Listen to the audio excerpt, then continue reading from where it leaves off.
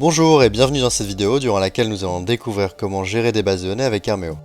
En échangeant avec nos utilisateurs, nous nous sommes rendus compte qu'ils utilisaient notre solution afin de réaliser des interventions sur des équipements, de référencer des anomalies pour ensuite piloter leur résolution, mais aussi de réaliser des tournées de maintenance sur des plateformes pétrolières.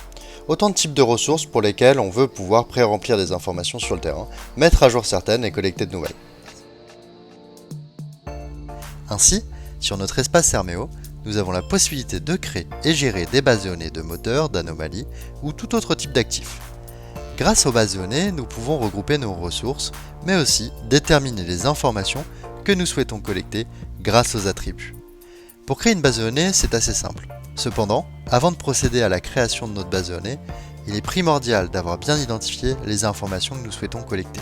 Dans cette démonstration, nous allons créer une base de données de moteur. Une fois ma base de données créée, je peux accéder à deux onglets.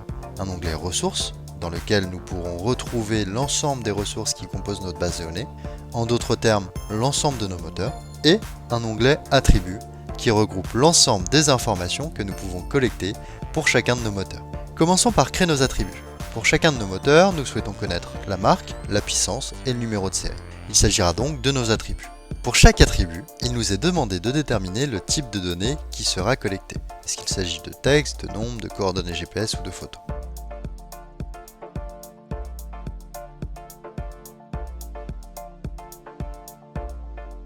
Attention, deux attributs ne peuvent pas avoir le même nom.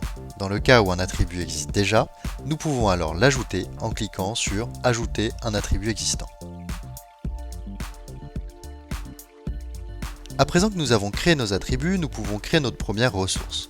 Au moment de la création du moteur 1, nous pouvons voir qu'il nous est automatiquement demandé de renseigner la marque, la puissance ou encore le numéro de série du moteur. Avec Hermeo, nous avons la possibilité de créer des ressources manuellement, mais il est aussi possible d'importer un ensemble de ressources grâce à un fichier Excel ou encore en connectant Hermeo à notre GMO. Pour importer nos données via un fichier Excel, il nous suffit de respecter un format bien précis.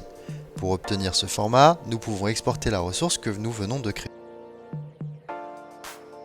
Ici, nous pouvons voir que notre fichier se décompose en deux parties. D'une part, nous retrouvons des colonnes génériques qui regroupent des informations telles que le nom de la ressource ou encore la base de données dans laquelle elle se situe. D'autre part, nous retrouvons des colonnes qui reprennent les attributs de notre base de données.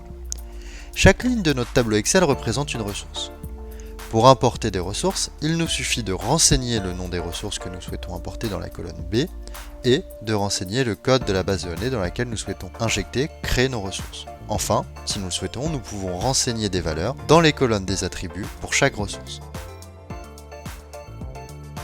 Une fois notre document modifié et enregistré, il nous suffit de retourner sur la plateforme et d'importer le fichier dans notre base de données.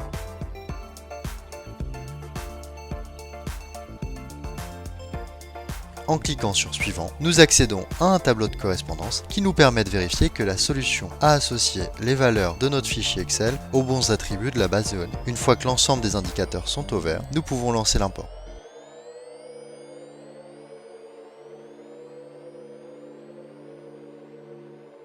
Voilà, l'import est réalisé. Nous pouvons retrouver l'ensemble de nos ressources créées et ou modifiées dans notre base de données. Voilà, c'est la fin de cette vidéo et je vous dis à très bientôt pour une prochaine vidéo où nous découvrirons comment exploiter nos données au sein de nos formulaires.